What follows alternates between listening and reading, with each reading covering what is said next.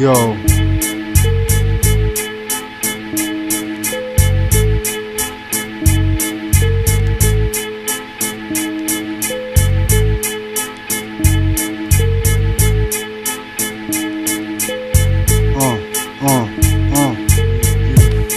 Ghetto resistance, sa comme rap, tu fais un bouc en essence. Pas nem si qu'on se passe, mais ça bouc en science. Ma main n'est pas na foutu na art, comme ça na arma match. En le ghetto resistance, je marum pas na kiena fam petu manam resist. Tsambela mantalon se defanga ten tir me resist. Ghetto resistance, fanga ten perdoar na ten lista noir rex fixe en PR, na ten gloire en siski.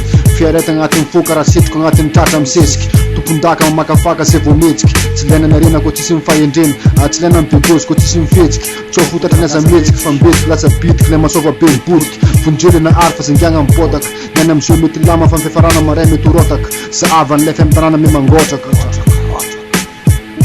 Yo, penga vavolombelo mpamboly, soratra vavolombelo mpanoratra. Ghetto resistance, za comme rap tsy fitamboka na chance, patience, patience.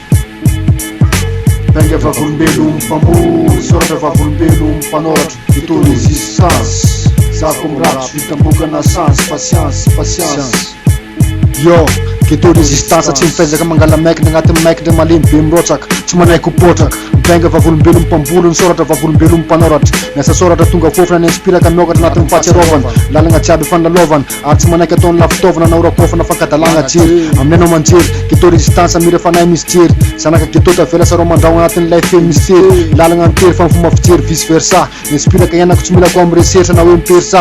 Ghetto resistance manatredraka agnatin'ny selecta. Avanina via aloha farapofona resika. Rima resaka totra manokana ho alaza mbola midika. Fa nile feto ambony tany feno setra. Fitaovana hoentin'ny ratsy nerisetra. Ampimamba ny amboletra, potika robaka ny karipetra. Ghetto resistance, fandikandalana, foara mifetra. Yo, penga vavolombelo mpamboly, soratra vavolombelo mpanoratra. Ghetto resistance, za comme rap tsy fitamboka na chance, patience, patience. Penga vavolombelo mpamboly, soratra vavolombelo mpanoratra. Ghetto resistance, za comme rap tsy fitamboka na chance, patience, patience. Penga vavolombelo mpamboly, soratra vavolombelo mpanoratra. Ghetto resistance, za comme rap tsy fitamboka na chance, patience, patience. Penga vavolombelo mpamboly, soratra vavolombelo mpanoratra. Ghetto resistance, za comme rap tsy fitamboka na chance, patience, patience. Yo, Malik Popoman na mcheka player. Ghetto resistance anaya, fire burning. Atotra manokana ho an'izay mbola mitega.